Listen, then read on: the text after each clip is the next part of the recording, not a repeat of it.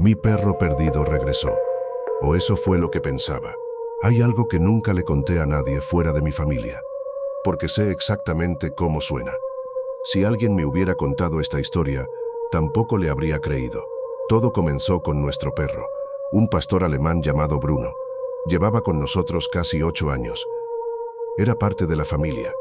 Conocía nuestras rutinas, dormía junto a la puerta principal. Nos recibía cuando llegábamos de la escuela o del trabajo. Era imposible imaginar la casa sin él. La primera señal fue tan pequeña que casi la ignoramos. Una noche, Bruno desapareció. La puerta del patio había quedado abierta durante unos minutos y cuando fuimos a buscarlo ya no estaba. Pasamos horas recorriendo las calles cercanas. Lo llamamos, preguntamos a los vecinos. Nada. Mi hermana lloró toda la noche. Mi padre intentó mantenerse optimista, pero podía ver la preocupación en su rostro. Pasaron 3 días, y entonces volvió, o al menos eso creímos. Lo encontramos sentado frente a la puerta principal, quieto, esperando. Mi hermana salió corriendo a abrazarlo, pero yo me quedé inmóvil, porque algo se sentía extraño. No podía explicarlo. Era Bruno. Tenía la misma mancha en el cuello, la misma cicatriz en una pata, los mismos ojos. Y aún así, algo me producía una sensación incómoda, como cuando entras a una habitación vacía y sientes que alguien te está observando. Los primeros días fueron normales, demasiado normales. Bruno ya no corría por la casa, ya no jugaba, ya no ladraba a los extraños, simplemente observaba, durante horas. A veces lo encontraba sentado frente al pasillo, mirando la oscuridad, sin moverse, sin pestañear. Mi padre decía que quizá estaba enfermo. Mi madre creía que se había traumatizado después de perderse. Intenté convencerme de que tenían razón. Hasta una noche. Me desperté cerca de las 3 de la mañana. Tenía sed, entonces bajé a la cocina y lo vi. Bruno estaba sentado a la mesa. No junto a la mesa ni debajo de ella, sino sentado frente a ella, como una persona. Las patas delanteras apoyadas sobre la madera, observando la pared. Sentí un escalofrío recorrerme todo el cuerpo. Eso parecía completamente imposible. Cuando encendí la luz, bajó lentamente de la silla, como si supiera que no debía haber sido visto. No pude volver a dormir. Los días siguientes fueron peores. Empecé a notar que Max entendía conversaciones completas, no órdenes como cualquier otro perro, conversaciones. Si mencionábamos salir de viaje, nos observaba. Si hablábamos de algún familiar, inclinaba la cabeza como si estuviera escuchando atentamente. Pero lo peor ocurrió una tarde. Estaba sola en casa. Me encontraba en la sala viendo televisión. Sentí que alguien me observaba, entonces giré la cabeza y vi a Bruno, asomado desde el pasillo, mirándome fijamente. Entonces ocurrió. Sus labios comenzaron a levantarse lentamente. No como cuando un perro enseña los dientes. No, era algo diferente. Tenía una sonrisa. Una sonrisa humana. Sentí el corazón golpeando con fuerza en mi pecho. El estómago se me revolvió. La piel de mis brazos se llenó de escalofríos. Y por primera vez sentí miedo de estar sola con él. Una semana después ocurrió algo que jamás olvidaré. Me desperté durante la madrugada.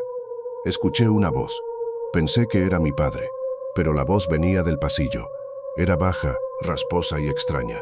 Me acerqué lentamente a la puerta y escuché claramente una frase. ¿Estás despierta? Sentí como todo mi cuerpo se congelaba. Era una voz humana, pero había algo más raro en ella, como si alguien estuviera imitando la manera de hablar de una persona. Abrí la puerta apenas unos centímetros y vi a Bruno, sentado frente a mi habitación, mirándome, sonriendo.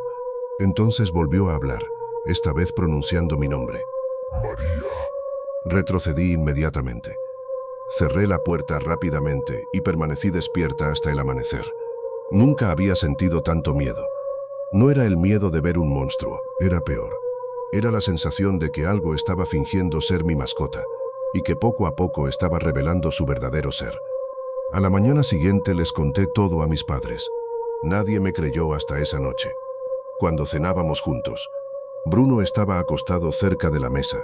Todo parecía normal. Entonces mi madre tiró un vaso accidentalmente al tratar de servirse refresco.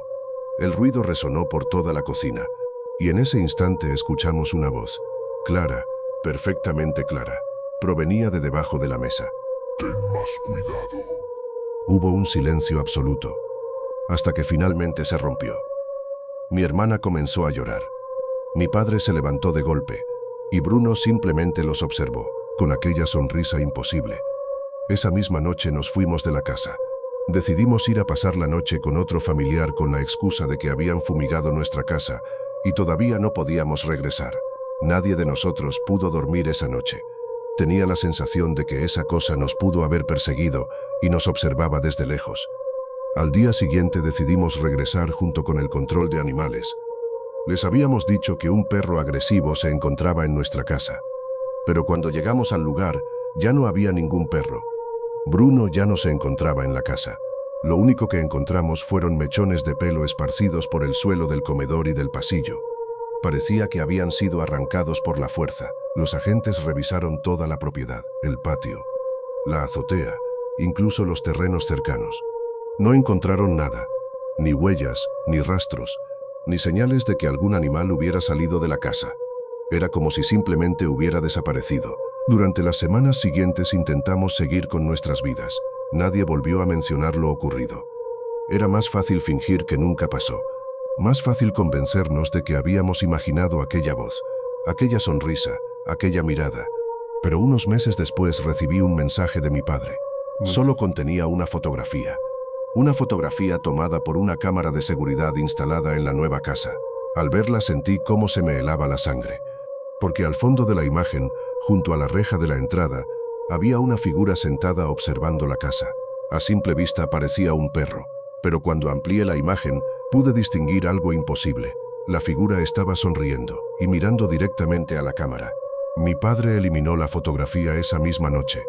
Nunca volvió a hablar del tema, pero algunas veces, cuando salgo tarde y camino por calles vacías, tengo la extraña sensación de que algo me sigue, algo que aprendió perfectamente cómo lucía Bruno, y que quizá todavía está intentando aprender cómo lucimos nosotros.